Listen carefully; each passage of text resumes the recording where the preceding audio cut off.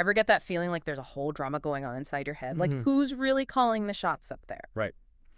Plato actually had some pretty wild ideas about that. Yeah? So we're diving into his Republic in this deep dive. Okay. Specifically Book 9, All right. to unpack this whole concept of tyranny. Okay. And not just, the kind that topples governments. Yeah. But the kind that might be lurking inside each of us. What I think is so fascinating about how Plato approaches this whole idea of like inner conflict and these forces within us is he makes it so visceral. Right. It's not just like, oh, you made a good choice, you made a bad choice. Yeah. He gives us this figure, the tyrannical man. Okay. And this figure is driven by what he calls this lawless wild beast nature. Okay, lawless wild beast nature. That sounds a little intense. That's very evocative. It is very evocative. It's that part of us that emerges when like our rational mind maybe takes a backseat for a minute. So is he talking about like full-on primal instincts, like taking over? Yeah, exactly. Okay. Like think about a time when,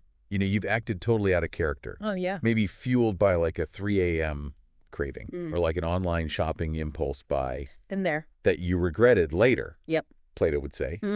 That's your inner tyrant demanding its due. Yeah. So how does this inner tyrant develop? Like, are we born with it, or is this like a slow, hostile takeover? That's a good question. Yeah. He seems to think it's more of a slippery slope. Like it starts with maybe overindulgence a little bit, a rebellion against restraints. Uh-huh. You know that voice that says, yeah, just one more episode. My poor chip. Exactly, or you deserve that extra slice of cake, Right. whatever it is. But over time, Yeah. those desires can kind of snowball, Okay. and then one emerges as like the dominant craving. And this he calls a monstrous winged drone. A monstrous winged drone. A monstrous winged drone. Okay, first of all, Yeah. were there drones in ancient Greece? No. Thankfully, no. Okay, good. I just wanted to clarify. Yeah. But that is very specific imagery. It is very specific image, Yeah. right? But I think it speaks to like the all-consuming nature of this impulse. Yeah. Like it's this insatiable force that just wants more, more, more. Always buzzing around. Always buzzing around, never satisfied. Right? And here's the thing about this inner tyrant, this monstrous winged drone. Yeah. It doesn't play fair. What does that mean? It will exploit even the people you care about most Okay. to get what it wants. So we're not just talking about like Right. emptying the cookie jar here. Yeah. We're talking about like derailing relationships, Yeah. finances, Yeah. all in service of this winged drone. It could be that powerful. Wow. Think about like the consequences of unchecked greed Okay. or addiction or this pursuit of power that just never ends. Right. Those are all echoes of this tyrannical impulse that Plato was getting at, this Yeah. drive that can leave a path of destruction Right. in its wake, and not just internally, Wow. but in the world around us. Okay. Okay. So we've got this monstrous winged drone Right. just like buzzing around in our souls, wreaking havoc. It's a recipe for disaster It sounds like it. if it's left unchecked. So is there any hope for us, or are we all just doomed to become like slaves to these insatiable desires? Well, Plato wasn't all doom and gloom. Okay, good. He offers us a counterpoint to the tyrant. Okay. And this is where this idea of the philosopher king comes in. Okay, so before we go any further, Yeah. I'm picturing someone in a toga like lecturing everyone Right. about, the meaning of life. Like sipping wine, Exactly. reclining at a chaise lawn. Yes. Yeah. That's not what he meant, right? No, not quite. Okay. It's not about literal rulers or anything like that. Okay. It's more about a state of being. Oh. It's about the way you order your own inner world, Okay. where reason and wisdom are in charge. So less about like conquering actual kingdoms and Yeah. more about conquering your own impulses. Yes, exactly. Sign me up for that self-help seminar. Right.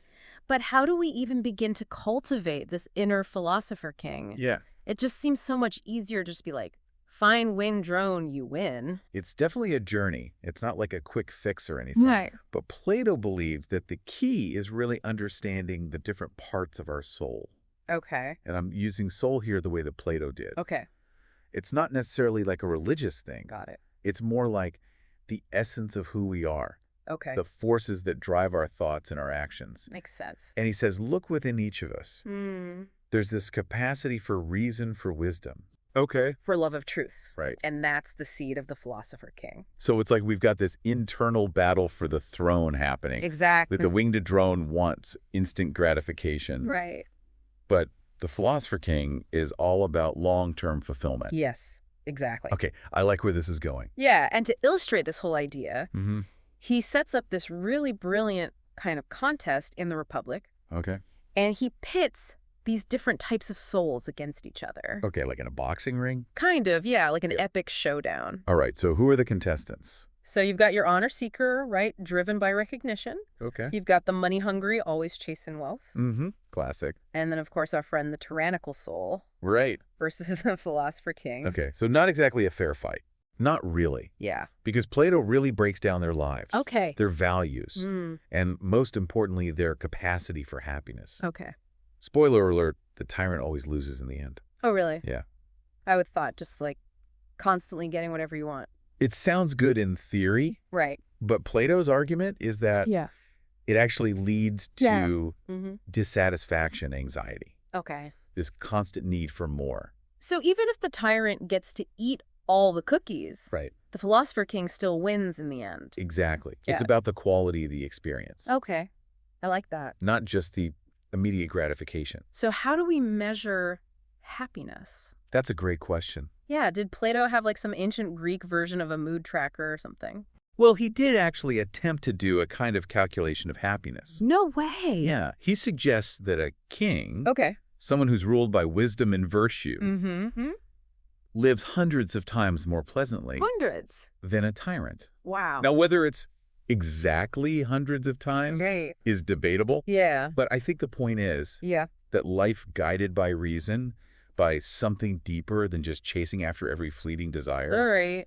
is ultimately a much richer and more fulfilling existence. I would love to have seen the look on the tyrant's face when Plato hit him with those numbers. I'm sure it was priceless. So we've got this like epic battle going on inside us, Mm. this winged drone of instant gratification Mm-hmm. versus the philosopher king Yeah. trying to like wrangle it all. But it's not like we're just bystanders in all this, are we? Right. Like Plato thought we could actually do something about this, right? Yeah, totally. Like we can actually choose who wins this battle. That's what's so interesting about Plato. Yeah. He really believed in this idea that we could cultivate Okay. our inner philosopher king. So how do we do that? Well, he was a huge proponent of education. Okay. Not like more school though, right? No, not like just memorizing facts and figures. Okay, good. Because I was going to say, Yeah, I think my ancient Greek history knowledge is a little rusty. yeah, it's more about shaping our souls, Right. strengthening our capacity for reason and self-mastery.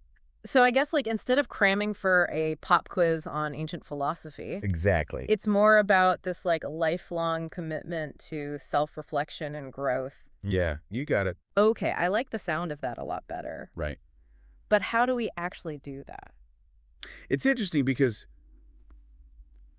so many of the things we do today Yeah. for personal growth harken back to Plato's ideas. Oh, really? Like what? Well, he was really into dialogue, Okay. like really engaging in thoughtful conversations Right. with people who challenge you, Okay. help you see things from new angles. So not just like scrolling through social media hoping something sticks. He might have some thoughts about that, Yeah, probably. but I think the core idea still holds, Okay. right? It's about being open to new information, new ways of seeing things. Asking those big questions Exactly. about ourselves and the world around us. And recognizing that we have a choice, Okay. right? We can choose to just indulge the inner tyrant, The winged drone. a winged drone, Let it run wild.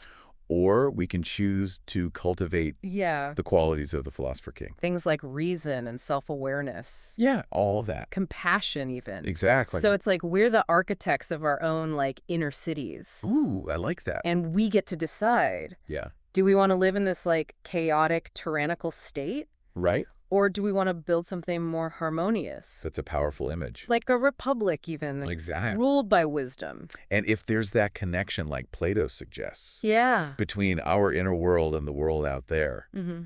then maybe by learning to rule ourselves wisely, Oh, okay. we actually contribute to a wiser, more just, Wow. world around us. That's a really inspiring thought to end on. It's a nice thought, right? It is. It gives you something to aspire to. It does. So the next time our listeners are facing a tough choice, Right. big or small, Exactly. maybe take a second to ask yourself, Okay. who's really calling the shots here? I love that. Is it the winged drone or Wow. is it the philosopher king? Because ultimately, the kind of life we build for ourselves and the kind of world we build around us depends on which part of ourselves we choose to put in charge. That's a great place to leave it. Awesome.